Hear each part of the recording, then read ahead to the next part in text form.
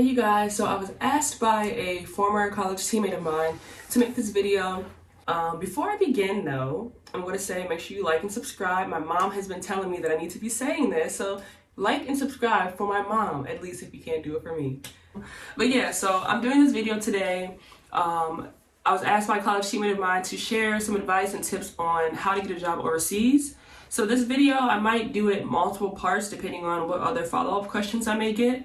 But I'll try to, share as many tips as I can from my personal experience, from playing overseas twice, and then also from my knowledge of, other people that I know who've been overseas or who are currently overseas. But yeah, so I just hop into the video. I might make this multiple parts depending on what other questions I get in the future, but I'll try to answer as much as I can now. So for getting a job overseas, if you don't have an agent, I know that they have different EuroBasket camps that you can go to, different combines that people without agents can go to. I think you just play games and stuff. I haven't done that because I have an agent. I've never attended those camps, but I do know people who have gone through those camps to get jobs overseas.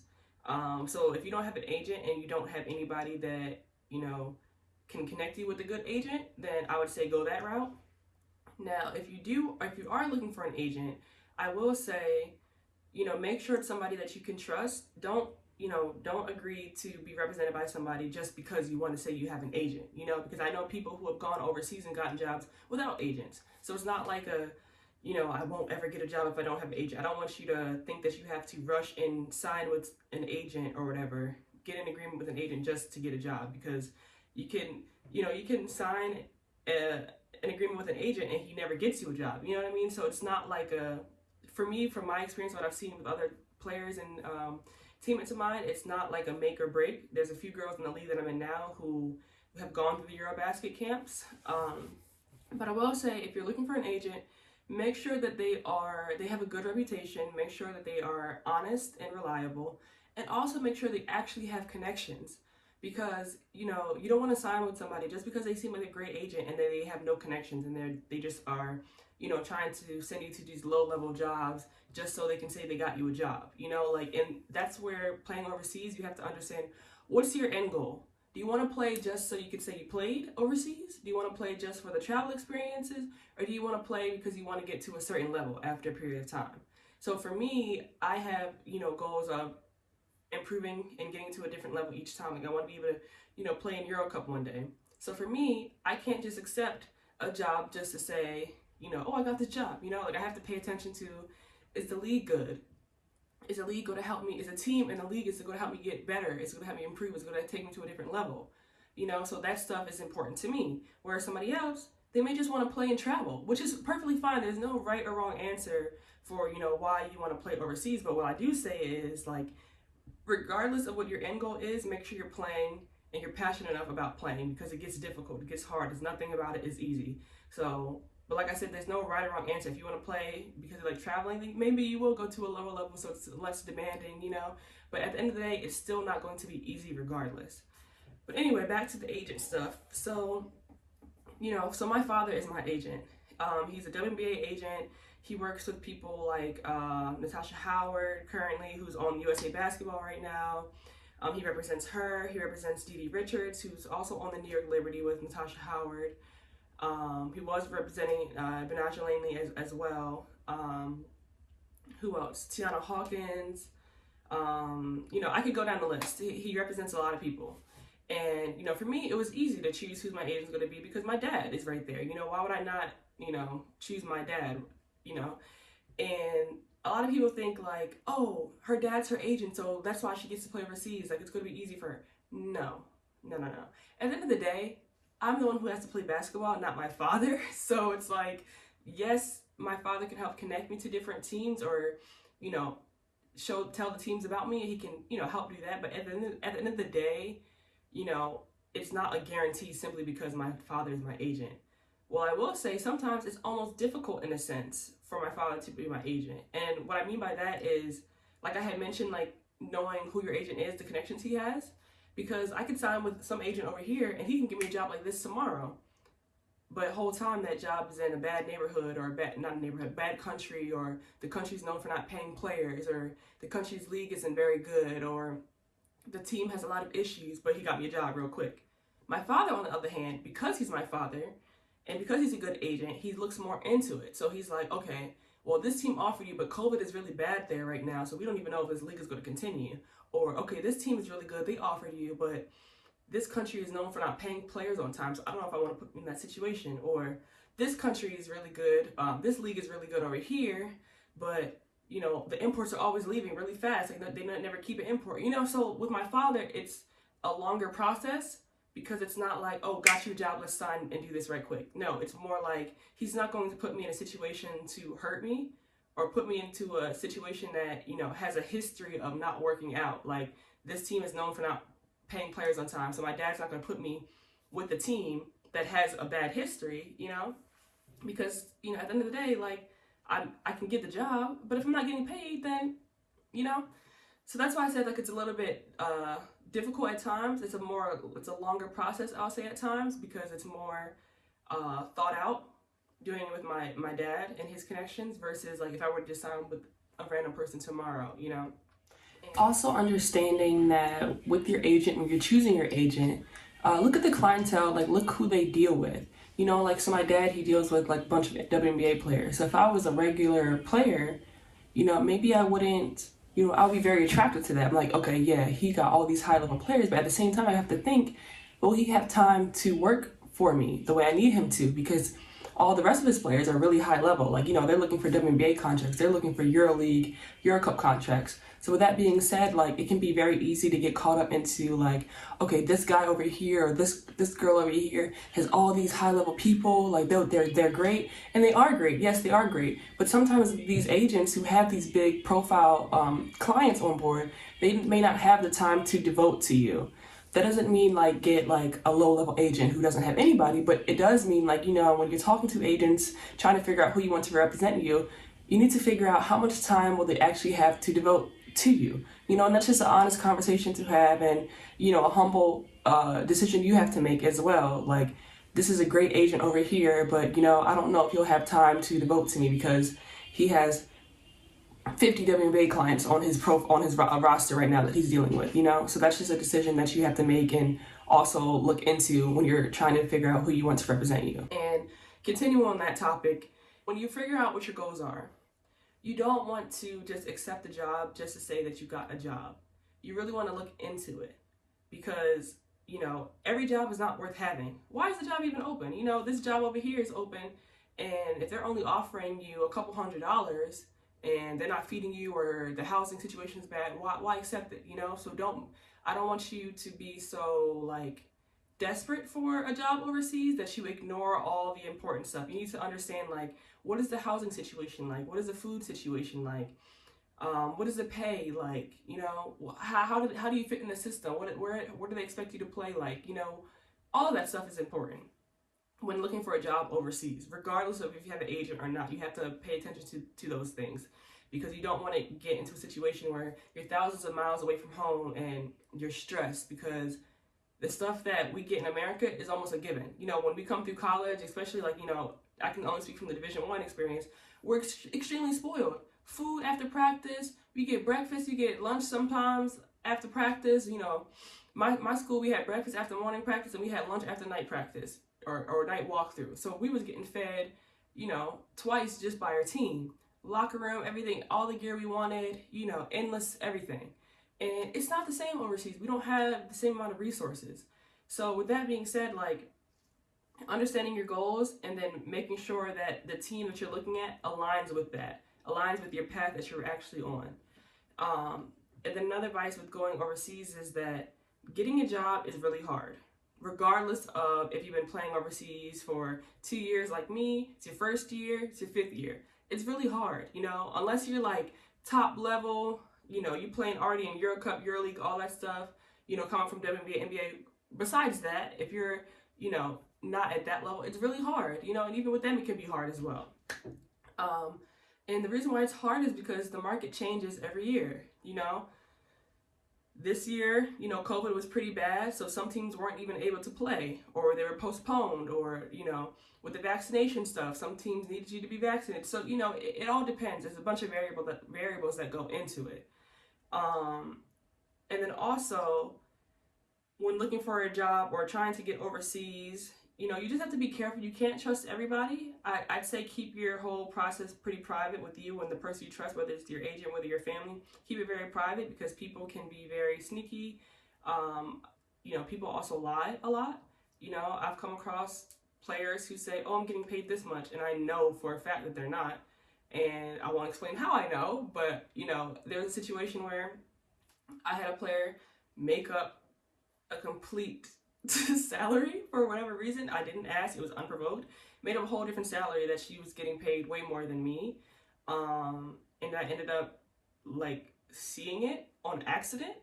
Like I said, I'm not going to explain the situation because it really wasn't my fault. It was really the person's fault. I ended up seeing it and it was nothing like they said. So playing overseas too, keep your salary private. And also know that, if people are out here just telling you what they're getting paid, they're probably not telling you the truth or not the whole truth, And then what else? So when getting a job overseas, sorry, I actually meant to say this earlier. When getting a job overseas, a lot of the teams are looking for players who play defense. Aside from the fact that you can score and all that stuff, if you play defense, you will keep a job. I promise you will keep a job. I hear coaches here with my current team, coaches here when we were looking for a new guard import to come in. Defense was the most important. We need somebody to play defense. We need somebody who can, defend the ball screens, defend off the ball. That stuff is important because if you can score all day, we can find somebody else down the street who can also score all day. Scoring is really the easier part. The hardest part is, can you defend? So keeping a job and getting a job is also based on defense, which is, something that we don't really talk about as much. I feel like in college basketball, a lot of it is just oh yeah, she's top scorer, she this, that, and the third, That's so cool and all, but when you're overseas, a lot of these teams, they like to play as a team. It's not especially if there's multiple imports on your team. If it's just you, some teams will have just one import, okay, and then you're expected to score all the balls. But if you have multiple imports and stuff, you're more expected to play as a team. And with that being said, you're not going to win as a team if you're scoring 30, you're dropping a 30 ball, but you can't stop the ball at all on defense. So that's going to get you a job, and that's going to keep you a job with playing defense, good defense. Pretty much the important part is just to trust your gut and be smart. Also know that I've heard of it. I don't know anybody who's had this happen to them, but I've heard that some agents will have you pay them for them to represent you, which is not true. You don't need to do that. That's a scam. So just be aware of scams. Talk to other players who played overseas that you trust, that you know. If you have any advice during the process, is this right? Does this sound right? Understanding that, and then like I said, going back to your goals, what's important to you. So if you want to play at a high level, then it makes no sense for you to accept low-level jobs, because I've heard that a lot of these teams will look at what leagues you came from. And for example, when I was getting in my previous video, I mentioned that a team in Israel called me about maybe 2-3 weeks ago now, wanting me to come over. And what they had said was that they normally don't even look at players from my league. They look at the higher leagues to bring players over. So I was really blessed with the opportunity to play at such a high level coming from where I'm coming from. Finland is not a super low league, but it's not on the same level as Israel is. And they said, we normally don't even look at players from over here. And that's really important to know. So if your goal is to play at a high level, it doesn't make sense for you to accept a low league job, But with that being said too, if you are in a situation where you don't have many offers, or for me, I didn't have a great final season in college. So I had video, but I didn't have the crazy stats or whatever. So I had to weigh my options. What is the least of the worst leagues that I could go to? I'm not going to be able to go from, my last year of college with the stats I had to go to this crazy high level league the next year, So for me, I had to, weigh the pros and cons, and I had to go to Portugal, which isn't a super high league, but I had to go to Portugal, and I had to grind it out for a year so I can go to a bigger league the next year. And, when leaving Portugal, a month after I left Portugal, I got a call from Belgium. Belgium got, former WNBA players in that league as well. I don't know if they have a current WNBA player in the league. I forgot, but yeah, a month after I left Portugal, got a call from Belgium. I ended up not being able to go because the team that was recruiting me ended up realizing they didn't have enough money to afford me, which happens as well. Like, and that's what sucks in the process, because one day you like, okay, this is signed, sealed, delivered. I got this job. I'm going to Belgium. Next week you find out, oh, this happened, so I can't go. So now you're back to square one. Don't have a job. Don't know where you're going. Get a call from another team the next month. Okay, perfect. I'm about to go to Germany. Signed, sealed, delivered. I feel like, and then you find out, oh, actually no, like it didn't work out. They're going to go. So that's the ups and downs of the business as well. Like, and that's why some people, even some of the best players, they don't find out until season starts in September. They may find out in September that they're going somewhere. They may find out in August. They may get a call in October, November, And that's just the pros and cons and the ups and downs of playing overseas basketball that I think a lot of people don't understand. Your ability and your skill level really doesn't have like a huge effect on why you may get a call earlier or later. I know one of my homeboys, very good basketball player, and that's not even me being biased. He's a very good basketball player. And the jobs that he's been getting really good offers, and they just fell through for various reasons. Not on his part at all, but that's just it's just how the business is. So yeah, like getting into overseas basketball, you have to understand the ups and the downs. It's not going to be easy. Nothing about it is easy at all. I honestly say the easiest part is probably just actually being on the court. It's really just everything else. How do you gel with the system, with your teammates? How do you adjust to the lifestyle, the country? All of that stuff is really important. The organization, does the organization actually care about you? Do they care about your well-being? Are they going to look out for you if something happens? There's so much that goes into overseas basketball. And then, for example, people in Ukraine are hooping right now, and they are about to go to war with Russia. So it's like overseas basketball, there's so much that ties into it, which is why you really have to make sure like you can get into the best situation possible. And, your agent can help you do that. It's a little bit harder if you're navigating this by yourself. But yeah, it's difficult. Nothing about it is easy, regardless of what your motivations are, whether it's to travel the world or whatever. Because my thing is this, even if you're playing overseas because you want to travel the world, at the end of the day, you still have to perform your job. Because if you don't do well, they will send you home. So it's not like, oh, I got free vacation. Yeah, all I got to do is play basketball. No, you have to play well. Because at the end of the day, whether it's a low level, high level, you still have to play well, because they're not going to keep you on the team and pay you to be here if you're not contributing, if you're not helping them win. I've heard of guys who are dropping crazy stats, and their team is losing, and they got sent home because their team was losing. It's not because they weren't performing well or they didn't do their job. The team was just losing. So the coaches were just like, or the organization was just like, why am I paying these people if our team is losing, and cut them just like that. You can get cut for any reason. So just understanding that regardless of what your goals are, you still have to perform well. You still have to understand why you're there. It's not a vacation. Yes, there's a lot of pros to it. Like, I got to go to France over Christmas. There's a lot of pros like that. It's cheaper to fly while I'm, in Europe compared to coming from the US to Europe. But at the end of the day, I'm here for a job.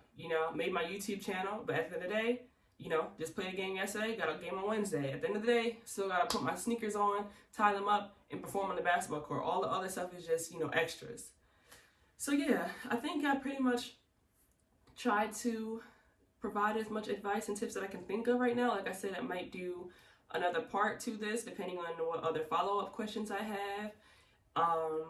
But yeah, like I said, if you don't have an agent, look into the EuroBasket camps that they have. They usually have them throughout the summer in different cities. I know they have one, I think it's called Euro Pro Basket or something on Instagram. I can't remember, Euro Pro, something like that.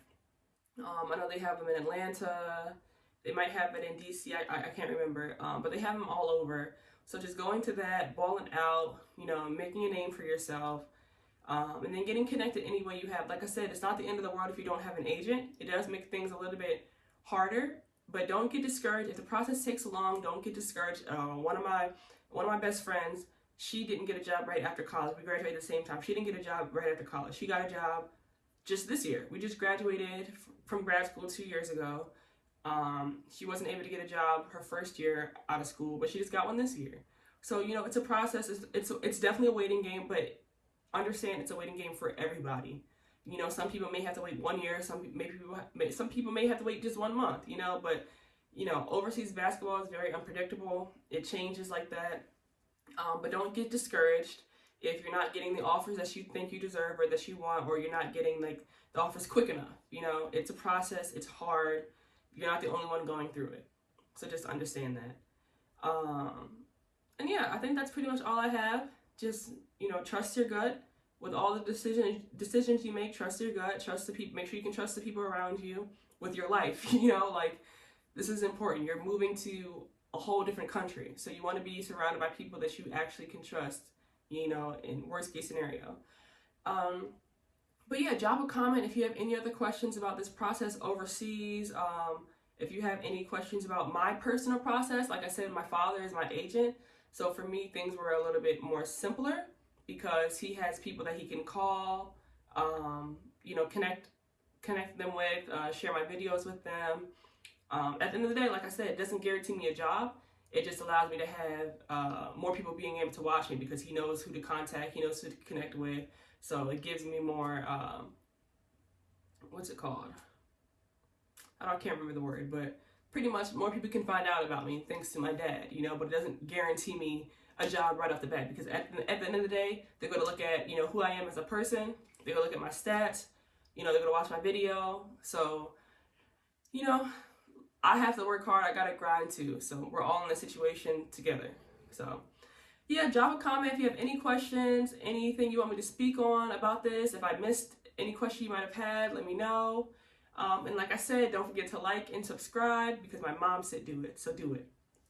But yeah, thank you for tuning in, and yeah, stay tuned for my next video. Thank you guys. Peace.